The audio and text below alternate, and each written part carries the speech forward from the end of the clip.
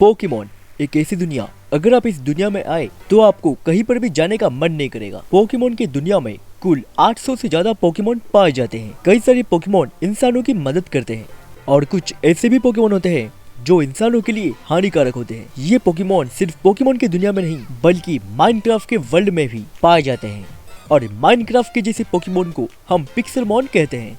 और कई सारे पोकेमॉन GTA 5 के अंदर भी पाए जाते हैं।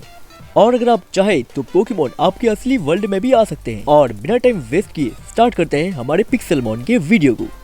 वेलकम बैक गाइस और स्वागत है आप सभी का फिर से हमारे चैनल पे। और हाँ, पालके को पकड़ने के बाद कुछ ज्यादा ही थक चुका था और इसलिए मैंने बेड लगाया और उसी जंगल में सो गया। सुबह होने के बाद मैंने अपने पालकिया पोकेमॉन को निकाला और उसे अच्छे से देखने लगा, क्योंकि ये मेरा सबसे पहला लेजेंडरी पोकेमॉन है। और मैं पालकिया के ऊपर बैठकर चल पड़ा अपने सफर की ओर। और यहाँ पर मुझे अपना पोके सेंटर मिला, जहाँ पर मैंने अपने पोकेमॉन को रिवाइव किया। और मैं उस प्रोफेसर को खोज रहा था और उसने कहा था कि पालकिया को पकड़ने के बाद उससे मिलने के लिए मुझे एक रिवर पार करना पड़ेगा। और देखने के बाद ऐसा लग रहा है कि ये रिवर वही है। और हाँ, ये रिवर कम समुद्र ज्यादा लग रहा है। और उसके बाद मैं अपना बोट पकड़कर निकल पड़ा प्रोफेसर की खोज पर। और 15 मिनट बीत जाने के बाद मैंने वहाँ पर एक टापू देखा और शायद ऐसे लग रहा था कि प्रोफेसर इसी किसी टापू में रहते होंगे। और हाँ, ये जगह कुछ ज्यादा ही सुंदर दिख रहा था और इस जगह पर बस मैं ही हूँ और मेरे साथ मेरे पोकेमॉन। और इसलिए मैंने अपने साइतर पोकेमॉन को निकाला और चल पड़ा अपनी सफर की ओर। और हाँ, साइतर को ज्यादा ही टाइम ले रहा था, इसलिए मैंने पालकिया को यूज किया। और कुछ देर घूमने के बाद मुझे अपने पोकेडेक्स में एक मैसेज आया और इसमें लिखा था कि टोर्नाडोस पोकेमॉन इसी जंगल में कहीं घूम रहा है। और कई जगहों पे इधर उधर घूमने के बाद आखिरकार रात हो गई और वो मुझे नहीं मिला। और मुझे पहले से पता था कि पोकेडेक्स कुछ भी काम का नहीं है। और मैं रात भर प्रोफेसर को खोजने लगा। कुछ घंटे चलने के बाद मेरे सामने एक रोशनी सी दिखी और वहाँ पे पहुंचने के बाद पता चला कि वहाँ पे एक प्रोफेसर खड़ा था। प्रोफेसर से बात करने के बाद प्रोफेसर ने मुझे कहा कि मुझे पालकिया की शक्तियों का यूज करना चाहिए। और इसलिए मैंने पालकिया को चांद के पास रखा और उसकी शक्तियों को यूज कर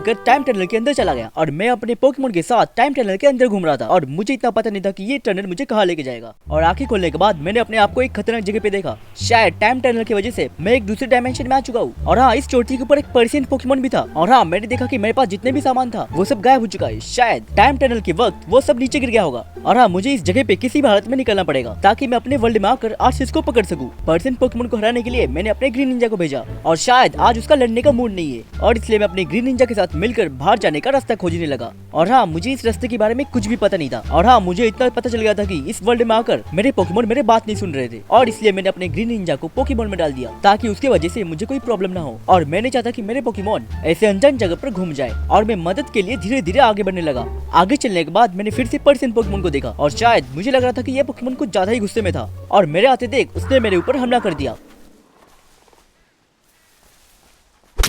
और जब मैंने अपने आंखें खोला तब मैंने देखा कि यहाँ पर एक डॉक्टर खड़ा था और ये मुझे देखकर कुछ ज्यादा हैरान हो चुका था और इसलिए ये मुझे देखकर चुपचाप खड़ा है। और टाइम टनल की वजह से यहाँ पे EMP डिस्ट्रक्शन हो रहा है। इसका मतलब कुछ घंटों बाद इस दुनिया की सारी लाइट ऑफ हो जाएगी। इसका मतलब मैं कभी भी अपने वर्ल्ड में जा नहीं सकता। और ये सब चीज सुनने के बाद मेरा दिमाग खराब हो चुका था और मैंने अपने ग्रीन निंजा को सब कुछ समझा दिया था। अगर वो इस वर्ल्ड में खो जाए तो ये डॉक्टर के पास आकर मेरा वेट करे और इसलिए मैं अपने ग्रीन निंजा को काम देकर वहाँ से चले जाता हूँ। और मुझे इतना पता था कि मैं EMP वॉर को कैसे रोक सकता हूँ और मैं नए जगह पे घूमने लगता हूँ ताकि मुझे कई सारे पोकेमॉन देखने को मिले। और शायद ऐसे लग रहा था कि इस जगह पे पोकेमॉन विलुप्त हो चुके हैं। और ऐसा मैंने क्यों बोला, क्योंकि मुझे पोकेमॉन की जगह पे यहाँ पे मुझे सारी जगह पर गाड़ियाँ दिख रही थी। और शायद ऐसा भी हो सकता है कि गाड़ियों की वजह से पोकेमॉन डर चुके हो और वो डर के मारे कई जंगल में छुपे हो। और इसलिए मैं अपनी गाड़ी लेकर चल पड़ा पोकेमॉन को खोजने। और हाँ, मैंने यहाँ पर एक जंगल भी देखा है। शायद इस जंगल में कई सारे पोकेमॉन छुपे हो। अरे ये क्या, ये तो आर्कनाइन है। और हाँ, ये ग्रोलाइट के विकसित रूप है। और हाँ, मुझे इन पोकेमॉन में से किसी एक पोकेमॉन को पकड़ना पड़ेगा ताकि EMP डिस्ट्रक्शन के दौरान ये पोकेमॉन मेरे काम आए। और हाँ, जितना मैंने सुना था ये पोकेमॉन गाड़ी से भी स्पीड भागते हैं। अरे यार, ये तो मेरे हाथ से निकल गया। कुछ घंटे खोजने के बाद आर्कनाइन मुझे नहीं मिला और मैं गाड़ी चलाते चलाते कई सारे पोचोहायना के झुंड को देखा। और जब मैं आगे बढ़ा था तब मैंने यहाँ पे बहुत सारे आर्कनाइन को देखा और मैं अपनी गाड़ी रुकाकर धीरे धीरे उनके पास बढ़ने लगा और वो मुझे देखकर डर के भागने लगे। और मैं भी गाड़ी चलाकर उन सबके पीछे लगने लगा। और हाँ, मैं किसी भी हालत में एक आर्कनाइन को पकड़ ही लूंगा। और शायद लगता है कि इसे जोर से गाड़ी लगाए। चलो देखते हैं ये जिंदा है कि नहीं। ओह नो गाइस, ये तो मर चुका है। और हाँ, आर्कनाइन की आत्मा की शांति के लिए इस वीडियो को शांति से देखिए। और जल्दी पोकेमॉन को खोजने के लिए मैं अपनी गाड़ी को स्पीड चलाता हूँ और गलती से मेरी गाड़ी क्रैश हो जाती है और फिर मैं अपने पैरों पे उठकर आगे बढ़ने लगता हूँ। और सामने बढ़ने के बाद मैंने यहाँ पर आर्कनाइन पोकेमॉन को देखा और मैं किसी भी हालत में इस पोकेमॉन को पकड़ने वाला हूँ। और आखिर में गाइस, धीरे धीरे करके मैं इस पोकेमॉन को काबू कर लिया। और सारी तरफ देखने के बाद पता चला कि सारी दुनिया की लाइट गायब हो चुकी है और मुझे कैसे भी करके जल्दी काम करना पड़ेगा। और जब मैं नीचे आया तब मैंने देखा कि यहाँ पे बहुत सारे लोगों की गाड़ियाँ बंद हो चुकी है और मैं जल्दी जल्दी शहर की तरफ भागने लगा। और आखिरकार मैं इस सिटी में पहुंच गया और मैंने देखा कि वहाँ पे कई सारे लोगों की गाड़ियाँ रुक चुकी है और अच्छा हुआ कि मैं गाड़ियों की जगह पोकेमोन को यूज कर रहा हूँ और मुझे इन सबको रोकने के लिए एक बड़ी सी बिल्डिंग के ऊपर जाना पड़ेगा और फिर मैं अपने पोकेमोन की मदद से यहाँ पर लाइट फैला सकता हूँ और ये रहा ये बड़ी सी बिल्डिंग और मुझे किसी भी हालत में इसके ऊपर जाना पड़ेगा। और हाँ, जब तक मैं जा रहा हूँ तब तक तुम मेरे चैनल को सब्सक्राइब कर लो। और आखिरकार मैं इस बिल्डिंग के ऊपर पहुंच चुका हूँ और मैंने निकाला है अपने जॉल्टियन पोकेमोन को और इस पोकेमोन की मदद से मैं सारी जगह पर लाइट फैला सकता हूँ। जॉल्टियन ठंडर यूज करो। ठंडर यूज करने के बाद यहाँ पे सारी जगह पर लाइट आ जाती है